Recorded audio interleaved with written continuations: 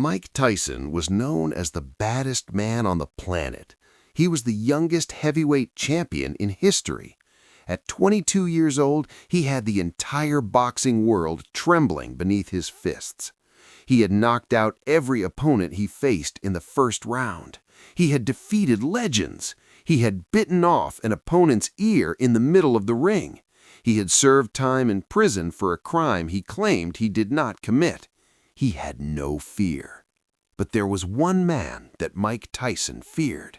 There was one man whose opinion mattered to Mike Tyson more than anyone else's opinion. There was one man whose approval could validate everything Tyson had accomplished. And there was one man whose disapproval could make Tyson question everything he believed about himself. That man was Muhammad Ali. Mike Tyson had grown up in Brooklyn watching Muhammad Ali on television.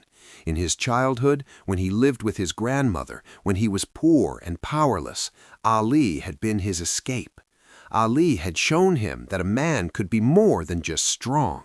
Ali had shown him that a man could be intelligent. Ali had shown him that a man could stand for something bigger than himself. Ali had shown him that power could be used for a purpose. Tyson had modeled himself after Ali. He had studied Ali's footwork. He had listened to Ali's words. He had internalized Ali's philosophy. Young Mike Tyson had believed that he would grow up to be like Ali, intelligent, powerful, principled, a champion not just of boxing, but of humanity. But somewhere along the way, something had gone wrong. As Tyson became more successful, he became angrier. As the money came, his focus shifted. He was surrounded by people who wanted to use him, people who wanted to exploit his power for their own gain. His trainer had died. His mentor figures had abandoned him. He found himself alone at the top, with everyone around him telling him that his only value was his ability to destroy other human beings in a boxing ring. So Tyson became what they told him to be. He became the baddest man on the planet. He became a destroyer. He became someone who fought for money and fame and the roar of the crowd. But he did not fight for anything bigger than himself. He did not fight for his people. He did not fight for his country. He did not fight for any cause. He fought because fighting was what he did. And that emptiness gnawed at him. In the 1990s, Mike Tyson's carefully constructed empire began to crumble. He lost fights. He made headlines for all the wrong reasons. He said things he regretted. He did things he was ashamed of. He was convicted of a crime and sent to prison. And in prison, sitting in a cell, Mike Tyson had time to think. He had time to confront who he really was. He had time to realize that he had not become Muhammad Ali. He had become something else entirely. When he was released from prison, Tyson was different. He had done work on himself. He had tried to understand who he really was beneath all the fame and power and money. He had tried to reconnect with the young Mike who had idolized Muhammad Ali. He had started to rebuild, but the damage was done. The reputation was cemented.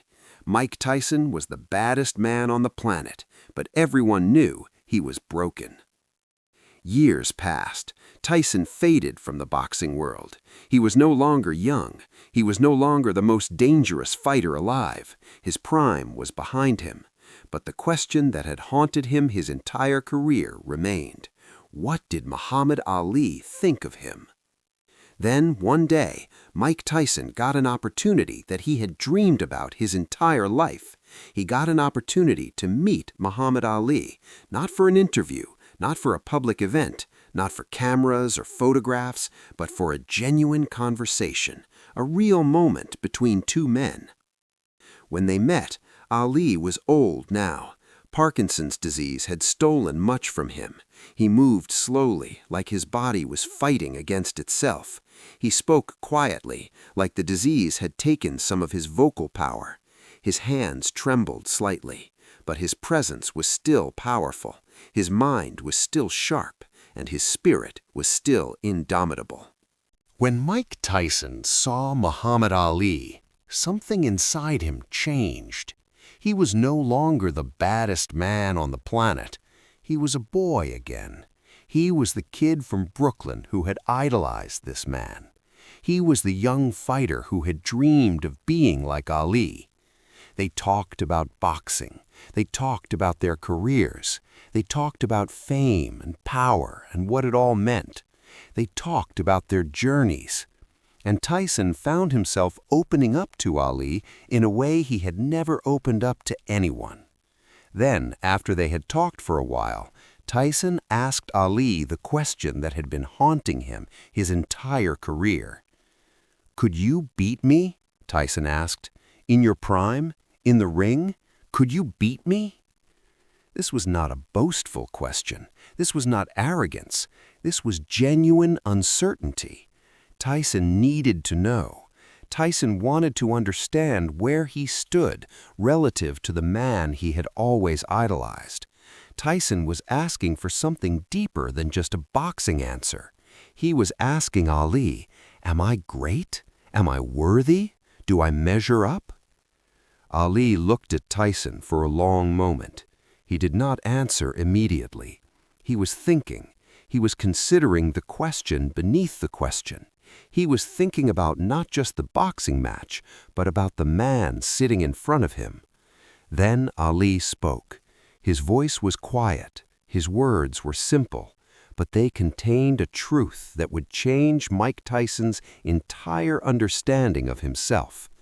Ali said, "Tyson, you're a great fighter. You have incredible power. You hit harder than I ever hit.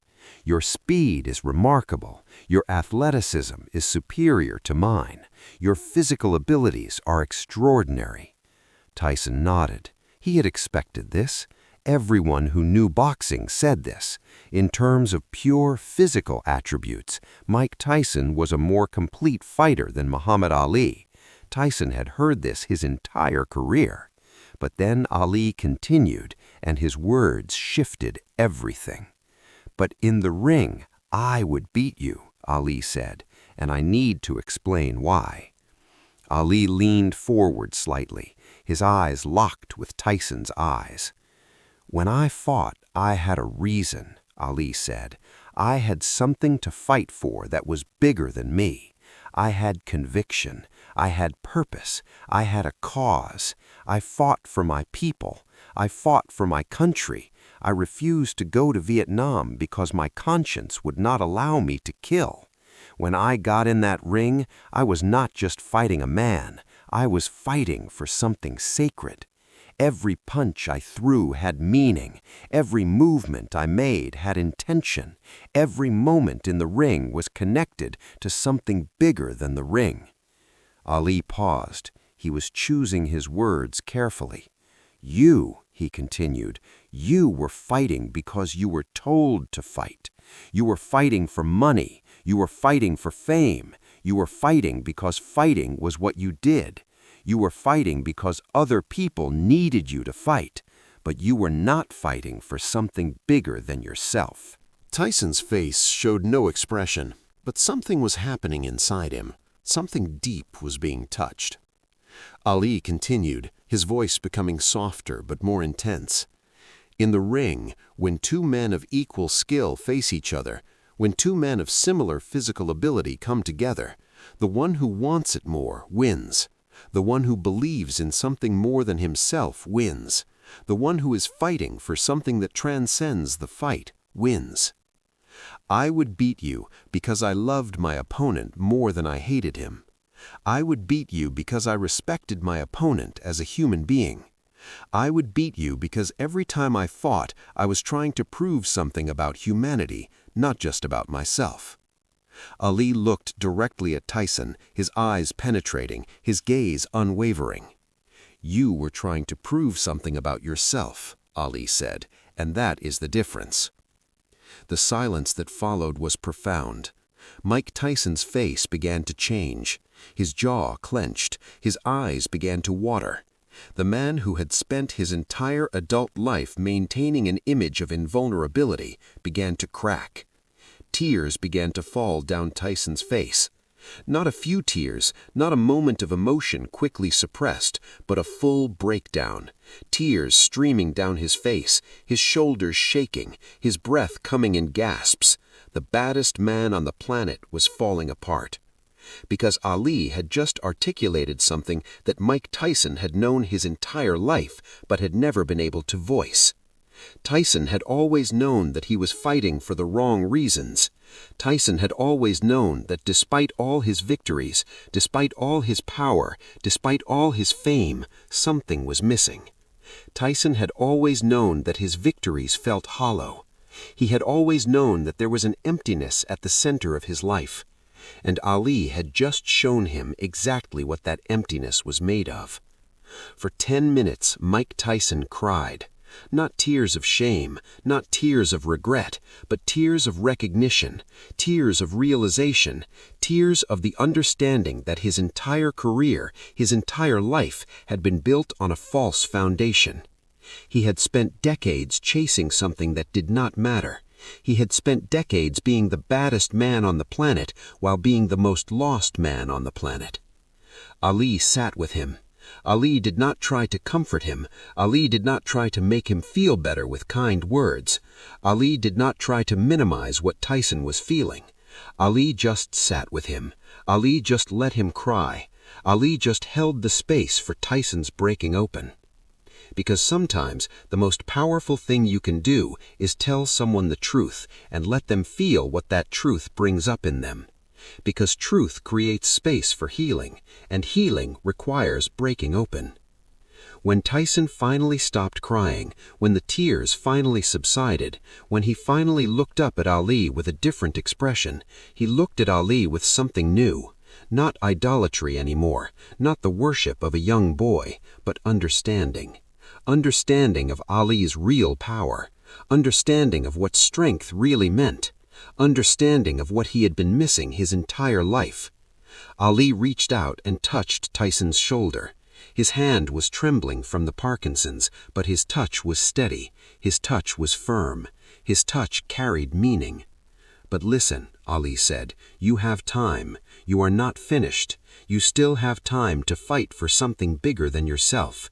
You still have time to use your gifts for something that matters. You still have time to become what you were meant to be." In the years after this conversation, Mike Tyson began to change.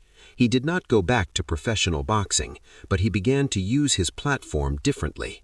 He began to speak about his journey with authenticity. He began to share his story with vulnerability. He began to try to help other people avoid the mistakes he had made. He began to mentor young fighters. He began to use his voice for something bigger than himself. He became an advocate for change. He became a teacher. He became someone who was fighting for something bigger than himself. And every time he did, every time he spoke truth or helped someone or used his platform for good, he thought about what Ali had said to him in that room. The story of Muhammad Ali and Mike Tyson reminds us of something that we often forget in a world that celebrates physical power and material success. It reminds us that the greatest power we have is not physical. The greatest power we have is the power to speak truth. The greatest power we have is the power to see someone truly and help them understand themselves. Tyson was the baddest man on the planet, but he was broken. And Ali, who was old and sick and physically weakened, was the one who had the power to heal him, not with physical strength, but with wisdom and compassion and understanding. Because sometimes the strongest person in the room is not the one with the most power. Sometimes the strongest person in the room is not the one who can destroy everyone else. The strongest person is the one who has something to fight for that is bigger than themselves. The strongest person is the one who has purpose. The strongest person is the one who can speak truth even when it is difficult. Ali understood this, and he gave this understanding as a gift to Mike Tyson. In the years that followed, Tyson would speak about this conversation whenever he had the opportunity. He would tell people how Ali's words had saved him. He would say that Ali had shown him a way forward. He would say that Ali had given him permission to be more than just a fighter, permission to be a human being, permission to be a person fighting for something that mattered. The conversation between Muhammad Ali and Mike Tyson became legendary among those who knew about it. It became the story that people told when they wanted to understand what real strength looked like. It became a reminder that sometimes the most powerful moment in someone's life is not a victory. Sometimes the most powerful moment is when someone tells you the truth about yourself with such clarity and such compassion that you cannot help but see it. Mike Tyson saw it, and he cried for 10 minutes, and it changed his life forever. If this story of truth, wisdom, and redemption moved you, please subscribe and hit that thumbs up button. Share this video with someone who needs to remember what real strength looks like. Share this with someone who needs to hear that they still have time to fight for something bigger than themselves. Have you ever had someone speak a truth to you that broke you open? Have you ever been that person for someone else? Let us know in the comments, and don't forget to ring that notification bell for more stories about Muhammad Ali and the wisdom he shared with the world.